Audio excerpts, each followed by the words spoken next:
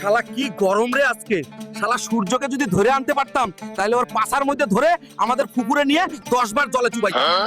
ওই হারামজাদা পেট মোটা হালকা এখানে বসে বসে বাতাস খাওয়া হচ্ছে না, জলদি খেতে যা, ছাগলটা নিয়ে আয়। তুমি শুধু শুধু আমাকে বকা দাও, যাচ্ছি তো কি গরম দেখ না তুমি।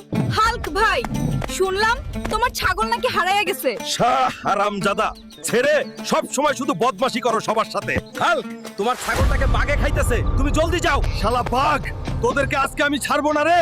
আমার ছাগলের দিকে নজর দিছস? ওই শালা বাঘের বাচ্চা, তোদের বাচন নাই রে।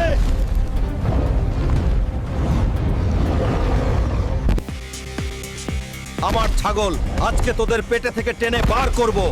হারামজাদা বাঘ রে, আজকে তোদের পেটে থেকে টেনে বার করব। হারামজাদা বাঘ, আমার ছাগল খাইছস, এখন তোদেরকেই আমার ছাগলের কাজ করতে হবে। হাল্ক ভাই,